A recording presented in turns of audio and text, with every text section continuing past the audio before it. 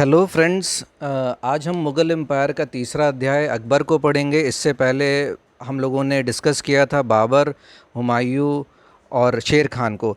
अकबर के बारे में शुरू करते हैं। इनका बचपन का नाम था जलालुद्दीन मोहम्मद अकबर। इनका जन्म 15 अक्टूबर 1542 में अमरकोट पाकिस्तान में हुआ था। इनकी माँ हामिदा बानो बेगम है। इनके पिता हुमायूं हैं, जिनकी मृत्यु लाइब्रेरी यानी दीन पनाह की सीढ़ी से गिरकर हो गई थी और इन्हें खतरनाक चोट लगने से इनकी मृत्यु हो गई थी। जिस समय इनकी मृत्यु हुई थी तो ये युद्ध अभ्यास के लिए पंजाब गए हुए थे। इसके बारे में अभी हम लोग पढ़ेंगे। थोड़ा सा अभी रुकिए, इसके बारे में पढ़ते हैं। हुमायूं के बारे में एक फैक्ट है जो पीछे रह गया था, उसको डिस्कस कर लेते हैं। 15 मई 1555 में बैटल ऑफ मछीवाड़ा हुआ था, यानी 9 साल जब हुमायूं दूर रहे थे अपनी राजगद्दी से। उस दौरान, क्योंकि शेर खान ने दिल्ली पर शासन पकड़ा हुआ था, उस दौरान इनकी भेंट जो है काफ़ी स्ट्रगल के बाद फ़ारस से होती है। फ़ारस से समझौता होता है, जो हमने आगे लिखा हुआ है, अभी आपको दिखा रहे। ये फ़ारस के साथ समझौता होता है। उसमें काबुल और कांधार की डिमांड करते हैं ये। इन्होंने देने का वादा कर दिया था, लेकिन वो कामरान के कब्ज़े में था। कामरान को ये पहले ही दे चुके थे हुमायूं।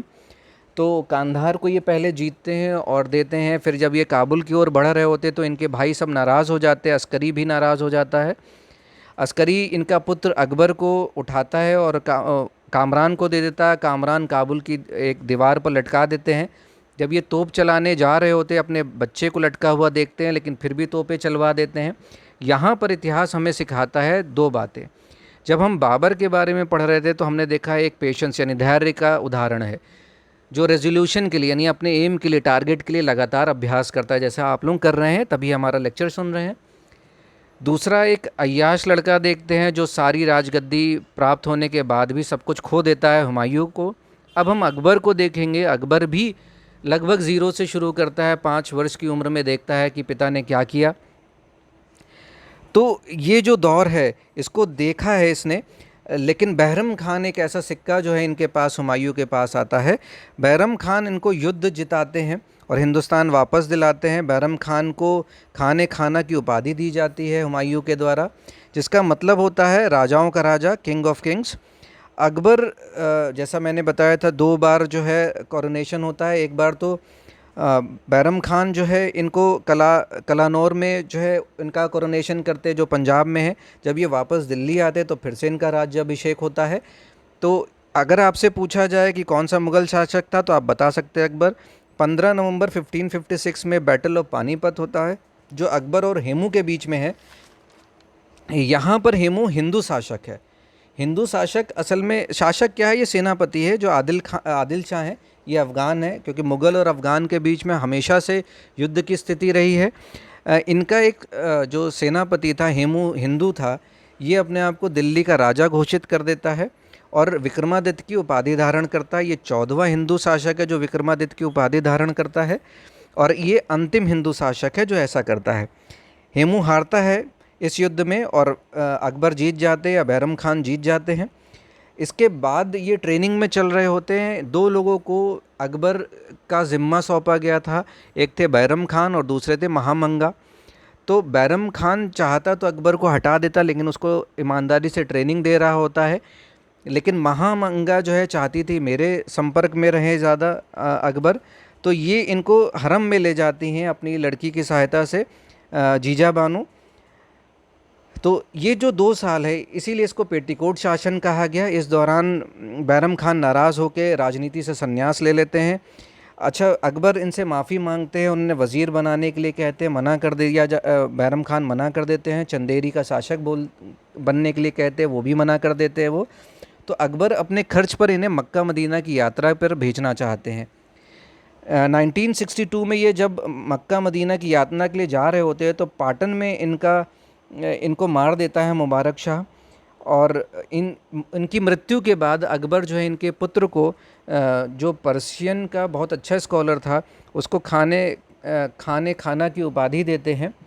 देखिए, खाना और खाने खाना जो है 2 अलग अलग चीज़ें हैं। खाना जो है इनके पिताजी को मिला था, खाने खाना इनके पुत्र को दिया गया। कभी कभार स्पेलिंग में कुछ बहुत फ़र्क कई किताबों में नहीं मिलता है। तो फिलहाल इनके पुत्र का और बैरम खान का, दोनों का नाम आप याद रखिए। एक को उपाधि दी गई हुमायूं द्वारा, दूसरे को उपाधि दी गई अकबर के द्वारा। बैटल ऑफ हल्दी घाटी, इसमें अकबर और राणा प्रताप का युद्ध है। इसमें विचित्र बात यह है कि पहले तो आप सन याद रखिए 1576 वाला जो इम्पोर्टेंट है, बहुत बार पूछा गया। अकबर के कमांडर थे यानी सेनापति थे मानसिंह, जो हिंदू थे, और राणा प्रताप का जो सेनापति था यानी कमांडर जो था वो था हकीम खान सूरी। राणा प्रताप की हार होती है। 1562 में अकबर जो है का मन होता है कि अजमेर शरीफ जाए यानी मोइनुद्दीन चिश्ती की दरगाह जाए। रास्ते में जब ये जा रहे होते हैं तो राजा बिहारी मल यानी बारमल जो है, इनको ऐसा लगता है कि कहीं अकबर हमें हमारे जो राज्य पर संकट ना ले आए, तो वो पहले ही जाके सरेंडर कर देते हैं और कहते हैं कि जो है मेरी लड़की से शादी कर लीजिए। तो ये लौटते समय जोधा से शादी करते हैं। इनका घर का नाम हरकाबाई था।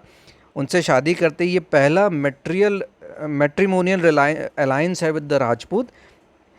फिर 1562 में जब ये आते हैं तो यहाँ पर महामंगा का जो पुत्र था अधम खान, इससे स्वयं इनकी लड़ाई होती है। क्यों? क्योंकि उसने, अधम खान ने, जो प्राइम मिनिस्टर था अकबर का, उसकी मृत्यु उसको मारा था। युद्ध में जो है आदम खान मारा जाता है। राणा प्रताप मेवाड़ के जो राजा हैं वो पूरी ज़िंदगी अकबर या मुग़ल से संघर्ष करते रहते हैं।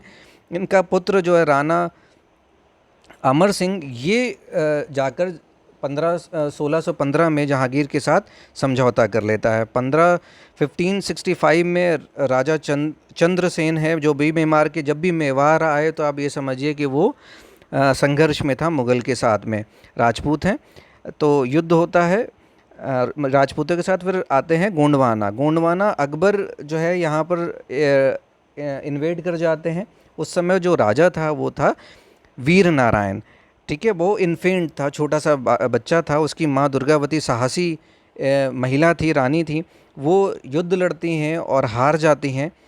फिर इसी दौरान जब इन्होंने जोधा से शादी करी थी तो किसी वजह से जोधा को नाराज़गी का जोधा नाराज़ हो जाती, क्योंकि उनके चरित्र पर अकबर शायद प्रश्न चिन्ह लगाते हैं। तो जोधा अपने घर चली जाती हैं। इस दौरान ये कुछ अच्छे काम करते हैं ताकि जोधा खुश हों या हिंदुओं से सौहार्द बने। तो ये स्लेवरी यानी कि दास प्रथा का अंत करते हैं।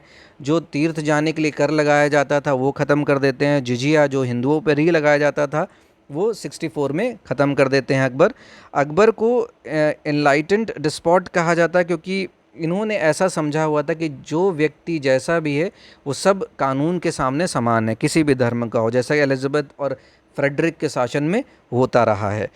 फिर इन्होंने आदेश दिया कि एक व्यक्ति, एक मैन, एक औरत के साथ ही निकाह पड़ेगा या शादी करेगा। वो दूसरी औरत से तब शादी करेगा जब उससे बच्चा प्राप्त नहीं होगा।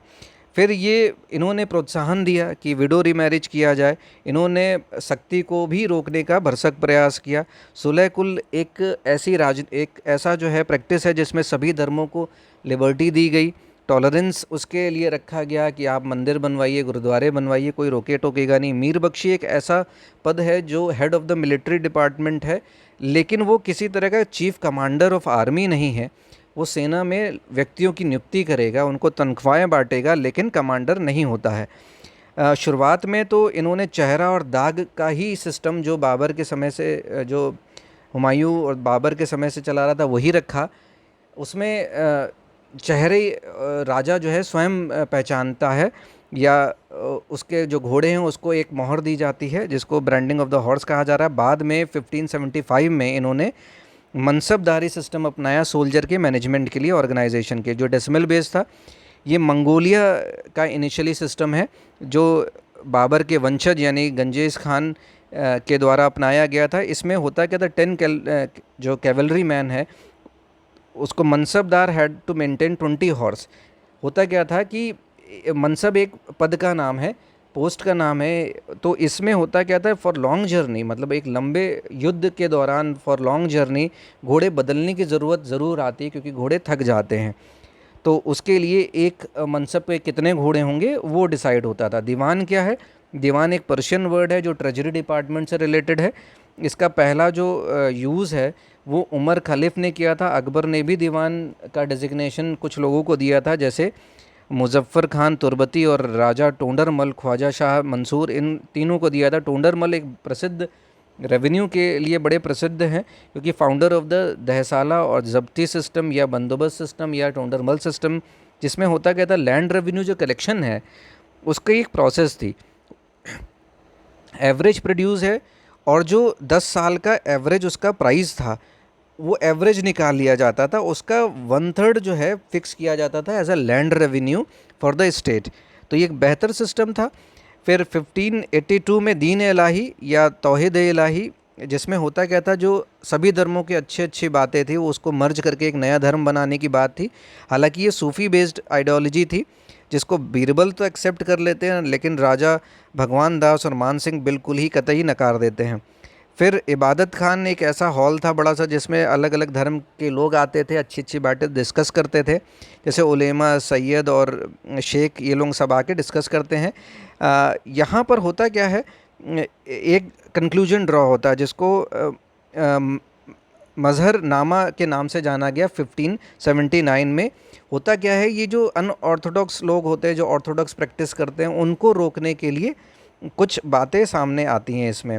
इसी के बाद जो है अकबर को उपाधि दी जाती सुल्तान आदिल या इमाम आदिल की। फ़तेहपुर सीकरी, जोधाबाई महल, पंचमहल, स्वर्ण महल, दीवाने आम, दीवाने ख़ास, मरियम की कोठी, बीरबल की कोठी इत्यादि बहुत सारी संरचनाएं जो अकबर के दौर में ही बनाई जाती। आई होप आपको ये वीडियो पसंद आया होगा। दोस्तों, अगर पसंद आया है तो लाइक और सब्सक्राइब करिए, और ज़्यादा से ज़्यादा पढ़ने वाले दोस्तों में शेयर करिए। धन्यवाद।